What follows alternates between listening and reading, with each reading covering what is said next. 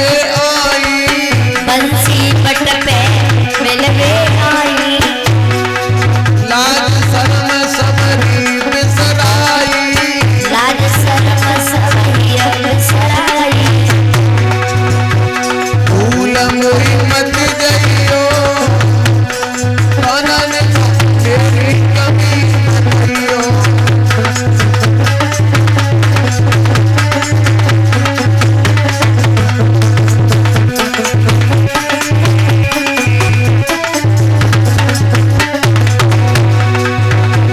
छोड़ी मोही मत जइयो आनन मेरी कमी कहियो,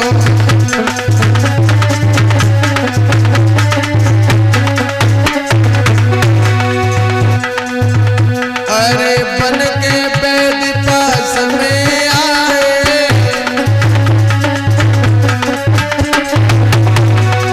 देख देख मोहन घबराए,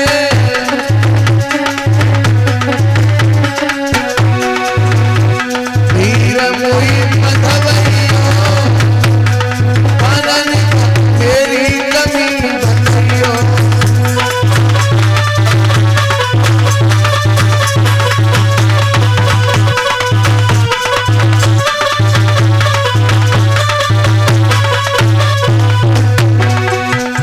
अरे वो दिन भूल गए बिरदारी,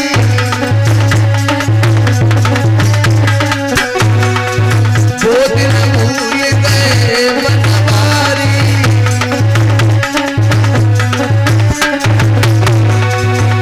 अरे जादिल कसम हमारी खाई, संग मोहि ले चलियो आनन मेरी कमी बतइयो,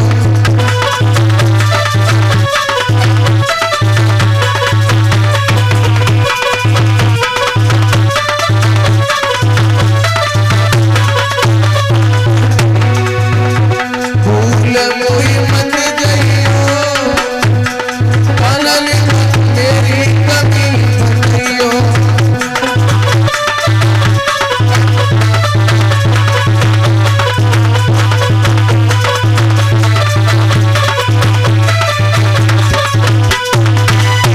बोलिए गोविंद भगवान की। आज भगवत श्रोताओं, सती के सारे वस्त्रों को झोले में भर डाला है और गणों के द्वारा आज सती को उनके पिता के यहाँ भिजवा दिया गया। राजा दक्ष प्रजापति के यहाँ यज्ञ चल रहा है। आए हुए सारे अतिथि अपने अपने आसन पर विराजमान है।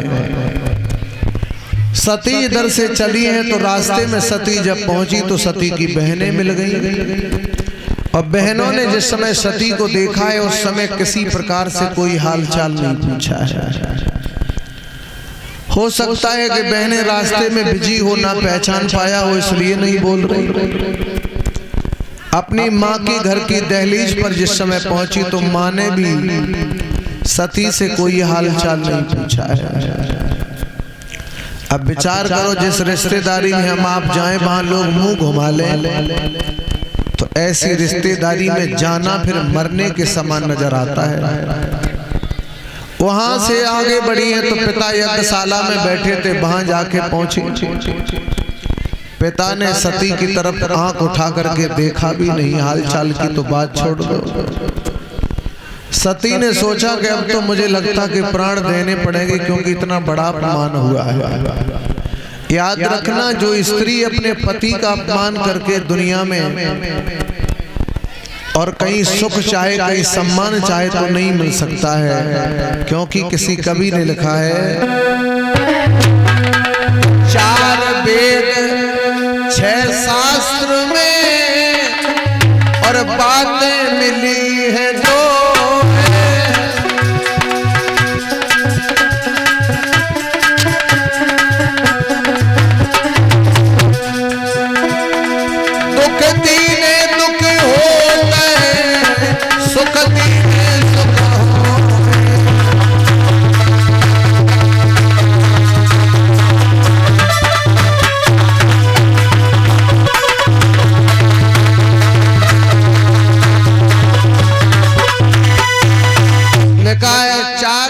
कुछ है, शास्त्र में बातें मिली हैं दो, दुख दीने दुख होते और सुख दीने सुख होए।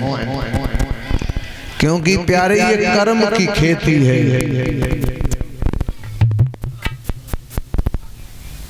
उसी समय भागवत श्रोताओं, ये कर्म की खेती है जहां पर हम लोग विराजमान हैं। यहाँ जो जैसा कर्म करेगा उसको वैसे ही फल की प्राप्ति होगी। तो आज भागवत श्रोताओं, सती ने जिस समय देखा कोई पूछने पूछने वाला नहीं है, उसी समय सती ने क्या काम किया है? उसी समय सती ने भोले बाबा को प्रणाम किया, कहा प्रभु हमने आपकी बात नहीं मानी और आपकी बात ना मानने के कारण आज मेरा इतना बड़ा अपमान हुआ है, और आज मैं संकल्प लेकर के इसी यज्ञ में अपने प्राण छोड़ने जा रही हूँ।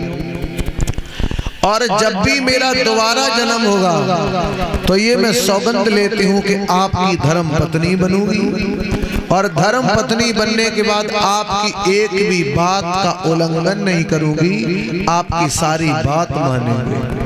उसी समय सती जी यज्ञशाला में भस्म होती हैं, और सती जी यज्ञशाला में जब भस्म होती हैं, भोले बाबा को जब मालूम पड़ा है तो अपने सर से एक जटा को खींचा और जमीन में जैसे ही पटका है वैसे वीरभद्र प्रकट हो गया है।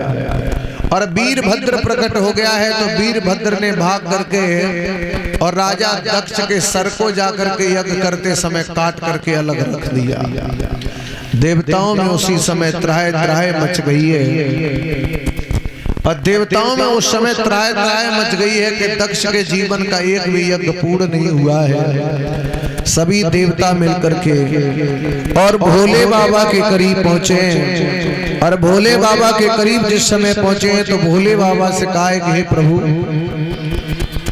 क्योंकि आपका नाम भोले भाले है, आप भोले भी हैं और भाले भी हैं, इसलिए आप थोड़ी कृपा ऐसी कर दो जिस कृपा से दक्ष का यज्ञ पूरा हो जाए।